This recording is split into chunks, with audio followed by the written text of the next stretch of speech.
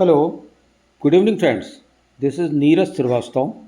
Today I am going to tell you a story of your English second chapter, that is Nelson Mandela, A Long Walk to Freedom. बहुत important chapter है, बहुत बढ़िया chapter है, कुछ history से related है, इसे समझना बहुत ज़रूरी है।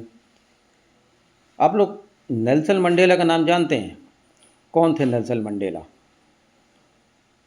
नहीं? तो चलिए इस स्टोरी को सुनने के बाद आप अच्छी तरह से समझ जाएंगे कि नेल्सन मंडेला आखिर कौन थे। महात्मा गांधी का नाम तो सुना होगा ना? बस ठीक ऐसी ही पर्सनालिटी थी। महात्मा गांधी ने जिस तरह से भारत के लिए किया उसी तरह से ठीक नेल्सन मंडेला जो थे उन्होंने साउथ अफ्रीका के लिए किया था। उनका जो योगदान था साउथ अफ्रीका के लिए था। लोग उनको वहाँ का महात्मा गांधी ही उन्हें बोला करते थे। साउथ अफ्रीका का उन्हें महात्मा गांधी के रूप में जाना करते थे। अब आज हम इनकी बात क्यों कर रहे हैं? हमारा देश आज़ाद हुआ था 15 अगस्त 1947 में। काफ़ी दिनों तक अंग्रेज़ों की गुलामी सहने के बाद भारत जब आज़ाद हुआ तो कितनी खुशियाँ मनाई गई थी। ठीक उसी तरह से साउथ अफ्रीका भी अंग्रेज़ों का बहुत सालों तक गुलाम रहा और बहुत लास्ट में ये आज़ाद हुआ है। ये आज़ाद हुआ है 27 अप्रैल 1994 में। जब ये आज़ाद हुआ है तो बहुत खुशियाँ मनाई गई। यहाँ पर भी बहुत खुशियाँ मनाई गई। यहाँ पर 10 मई 1994 में क्या हुआ है, यूनियन बिल्डिंग जो थी वहाँ की प्रेटोरिया में एक यूनियन बिल्डिंग थी, वहाँ पर इस जश्न को मनाया जा रहा था। All over the world, from all over the world, several dignitaries came there. So many big leaders arrived there. वो सब चाहते थे कि इस इतने बड़े जलसे में, इतने बड़े फंक्शन में हम सब जो है एक पार्टिसिपेशन रहे उनका भी। तो सब खुशी से वहाँ आए हुए थे। और ये जो आज़ादी थी ये कुछ इस तरह से थी कि पहले वहाँ पर जो ब्लैक्स लोग हुआ करते थे और जो वाइट्स हुआ करते थे, मीन्स जो वहाँ के मूल निवासी थे जो ब्लैक्स थे, और वाइट अपन उसको बोल रहे हैं जो वहाँ के अंग्रेज़ हुआ करते थे। तो अंग्रेज़ क्या करते थे मालूम होगा आप लोगों को कि वो जो है उन्हें दबा के चलते थे। उनकी अपनी सुप्रीमेसी थी, वो उनको गुलाम बना के रखे हुए थे, बिल्कुल जानवरों की तरह ट्रीट करते थे। और सबसे बड़ी बात तो ये थी कि वहाँ पर एक तरह से रेशियल डिस्क्रिमिनेशन था, कलर को लेकर के डिस्क्रिमिनेशन था कि ये काला आदमी है, अरे इसको तो मतलब कोई राइट की तो कोई बात ही नहीं थी, कोई राइट की तो बात ही नहीं कर सकता था, इक्वालिटी की कोई बात ही नहीं कर सकता था।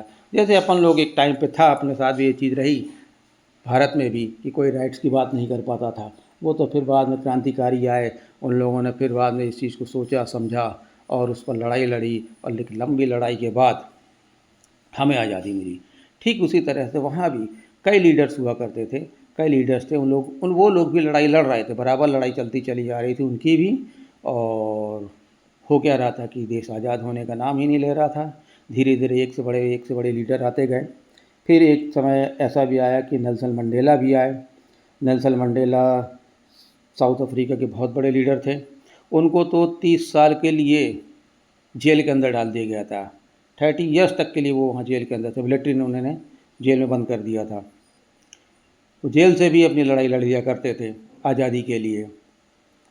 और फिर आफ्टर ऑल 10 मई 1994 को ये फंक्शन मनाया गया। आज़ाद तो हो गया देश आज़ाद हो गया 27 अप्रैल 1994 में। और 10 मई को एक फंक्शन किया गया। यूनियन बिल्डिंग थी प्रेटोरिया में, काफ़ी बड़ा स्पेस था वहाँ पर, जस्ट लाइक स्टेडियम रहा होगा उस तरह का स्पेस था। तो उसमें फंक्शन किया गया और वहाँ दुनिया भर से लोग आए थे, सब लोग आए थे और उस फंक्शन को देख रहे थे क्या हो रहा वहाँ पर। तो नेल्सन मंडेला वहाँ अपने डॉटर के साथ आए जिनका नाम जेनानी था, उनके साथ वो वहाँ पहुँचे। अब क्या होता है कि मिस्टर थोबा एम्बेकी ये थे वहाँ जो फर्स्ट ओथ इन्होंने ही लिया था as a second deputy president. इन्होंने ही पहली ओथ लिया वहाँ पर, ओथ मीन शपथ लिया।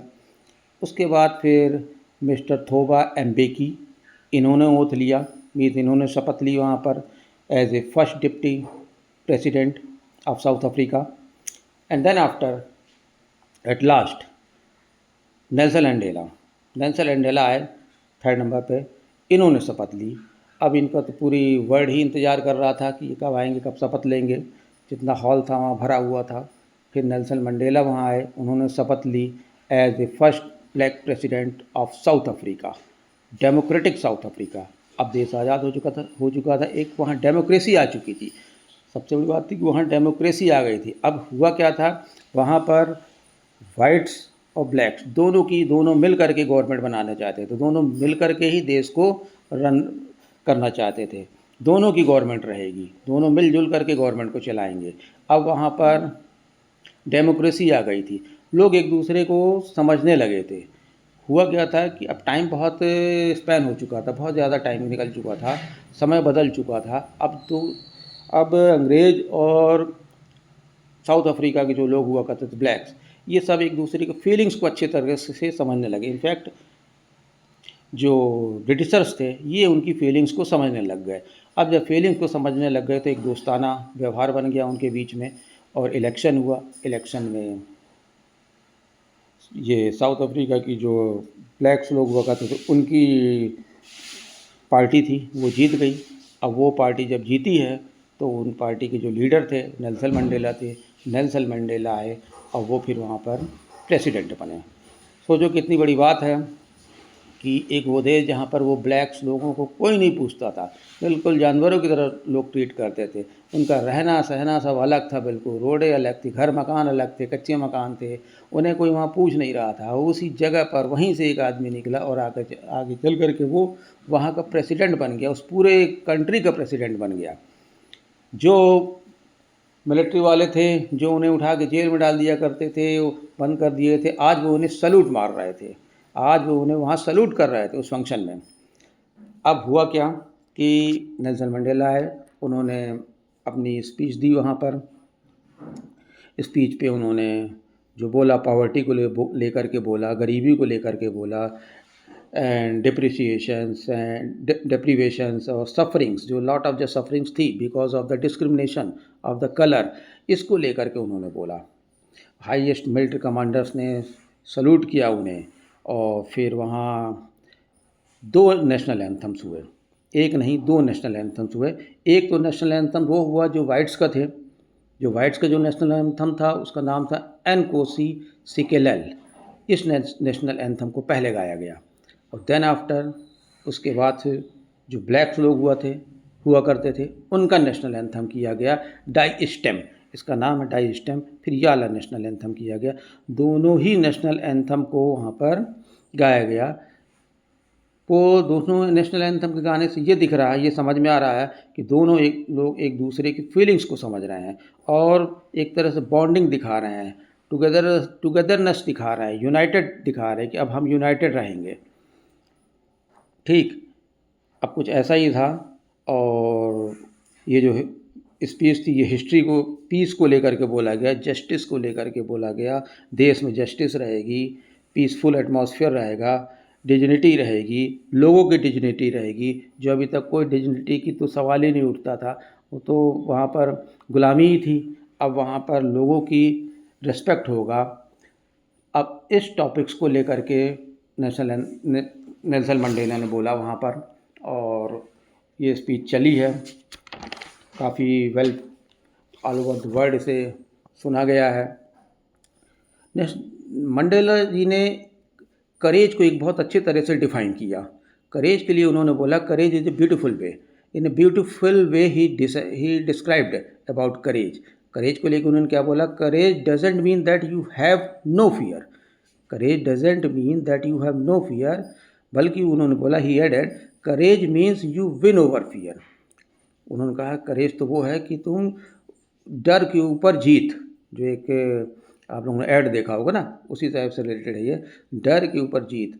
तो करेज को उन्होंने डिस्क्राइब किया कि सिर्फ ये नहीं कि तुम्हारे पास डर नहीं है तो तुम करेजफुल हो गए, ऐसा नहीं है। Courage means you win over fear, ये उन्होंने एक्सप्लेन किया करेज को लेकर के।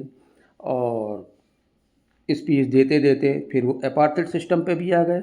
बताया उन्होंने कि यहाँ का जो अपार्थाइड सिस्टम था, जो अपार्थाइड कल्चर था, वो कैसा था पहले। रेशियल सेग्रीगेशन की बात हो रही है, वही कलर डिस्क्रिमिनेशन की बात मैं कर रहा हूँ, जो अभी थोड़ी देर पहले मैंने आपको बताया था, वो उसको लेकर के आ गए। उन्होंने उसके बारे में भी बताया कि यहाँ क्या क्या था, पहले कैसा एटमॉस्फेयर था और अब आगे आने वाले समय पे कैसा एटमॉस्फेयर होगा। उन्होंने कहा कि humans are born to love not to hate. बहुत अच्छी लाइन बोला उन्होंने कि humans are born to love not to hate. जो ह्यूमन्स जो हैं, जो मानव जाति जो जन्म ले रही है, वो इसलिए थोड़ी हुई है कि भाई लोग उन्हें हेट की भावना से देखें। भाई वो जन्म लिए हैं वहाँ पर, तो लोग वो भाईचारे को फैलाएंगे, लव को फैलाएंगे, कुछ ऐसा एटमॉस्फेयर होगा, तभी तो खुशहाल ज़िंदगी जाएगी। और साथ ही साथ वो थोड़ा सेंटिमेंटल भी हो गए, बोलते बोलते वो थोड़ा सेंटिमेंटल हो गए। वो सेंटिमेंटल इसलिए हो गए कि जो पुराने लीडर्स हुआ करते थे, उन्होंने इस आज़ादी को देखा नहीं था उन्होंने, लेकिन उन्होंने उनका जिक्र किया। जैसे उसमें एक थे वाल्टर सिसुलस, ओलिवर टाम्बो, और उनके एक चीफ थे लुथोली। इनको लेकर के उन्होंने याद किया, कहा कि अब जो है ये लोग हमारे बीच तो नहीं है, लेकिन इनको हमें भूलना भी नहीं चाहिए। अगर हम इनको भूल जाएंगे तो हम अपने देश का, हम अपने कंट्री के रूट्स को भूल जाएंगे, हम अपनी देश की जड़ों को भूल जाएंगे। तो इन्हें याद रखना बहुत ज़रूरी है। काफ़ी अच्छी शिक्षाएं दी उन्होंने अपने इस स्पीच के दौरान। और मतलब इस जगह पर जहाँ एक ब्लैक आदमी की कोई वैल्यू नहीं थी, उस जगह पर वो आकर के उस देश के आकर के वो प्रेसिडेंट बन गए। उनका कहना था कि ये एक अपने आप में बहुत बड़ा अचीवमेंट है। कहाँ कोई पूछ नहीं रहा था और कहाँ एक व्यक्ति आकर के उन्हीं में से निकल करके कोई प्रेसिडेंट बन गया उस देश का। ये अपने आप में एक अचीवमेंट है और एक बहुत बड़ा अचीवमेंट है। आगे जो है ब्लैक्स और वाइट्स मिल करके इस देश को चलाएंगे और यूनाइटेड रहेंगे और खुशी खुशी देश में, दुनिया में आगे बढ़ेंगे, नाम कमाएंगे। तो ये सब उन्होंने कहा था। अब आपके चैप्टर में कुछ इतना ही दिया है। अब इसमें एक मॉरल आता है सामने। वो मॉरल क्या आता है? मॉरल ये आता है कि अगर हम किसी भी काम को डिसिप्लिन के साथ करें, हार्ड वर्क के साथ करें और पेशेंस रख के काम करें, तो हमें वो सारी चीज़ें अचीव हो सकती हैं। सारी चीज़ें अचीव हो सकती, जो हमारा गोल है, जो हम सोच रहे हैं, और इवन फ्रीडम भी अचीव हो सकती है, आज़ादी भी अचीव हो सकती है। ठीक है, चलो, thank you all of you. सुनने के लिए बहुत बहुत धन्यवाद। और मैं कोशिश करता हूँ कि आप लोग भी जो है थोड़ा लाइव सब्सक्राइब करो। Thanks to all of you.